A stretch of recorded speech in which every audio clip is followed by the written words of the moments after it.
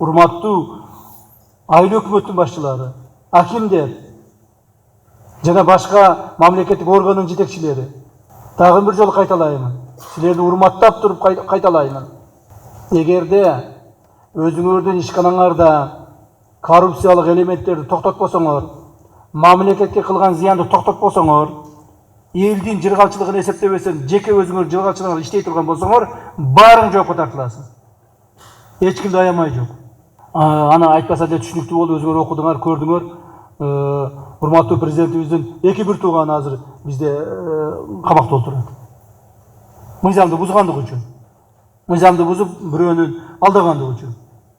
Президент аяган жок өзүнүн эки бир тууганын. Анын фамилиясы Жапаров Улан деген. Аяган жок. Мыйзамды буздубу? Жоопко тартылсын деди. Мына менин өзүмдүн бир тууган бажам отурат. Аны мына отургуздук, канча болуп калды? Бир апта болуп калды окшойт. Менин кайнежемдин күйөөсү, бир тууган. Ал дагы ошо мыйзамды бузган, отурат. И будет отвечать перед законом. Никуда не денется. Кто бы это ни был. Уктуңарбы? Ошондуктан, мен аким болуп иштеп атам, мага тийбейт. Мен губернатормун, мен мэрмин, же мен министрмин, мага тийбейт деген болбойт. Тем более жергиликтүү бийлик органдары ошол жоопко тартыш оңой эле, силерди бир саатта апарып оформдеп камап коюшат. Мына бул жерде көптөгөн жетекчилер отурасыңар. Акча чогултканды жана башканы Гороно дегендер бар, жок бул жерде. Гороно районо дегендерди чакырып атыңар, жок. Айрыкча мектептерден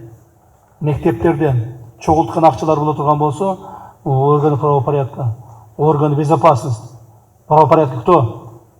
Вот. Ошол жакшылап карагыла. Макулбу?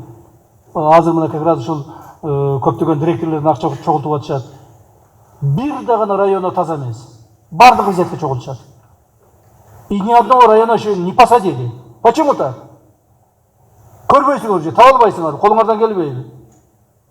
Бир дагы мектептин директорун азыр отургуза элексиңер. Почему так? Взяточество ошол жактан башталып атат. Азырчы мектеп директорлорунун отпускунан акча чогултуп атат. Айлыктардан акча чогултуп атышат. Районалардын бардыгы ошо менен занимается.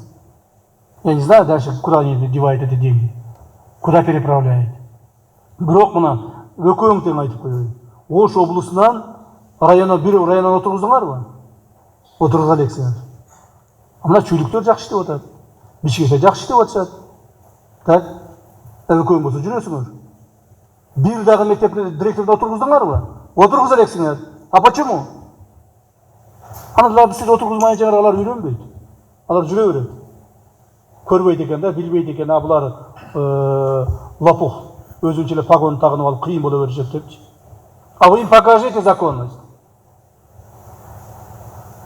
Иштегилегин катуура. Өкөөңө тең предупреждаю. Катуураак иштегилегин. Отуруңуздар.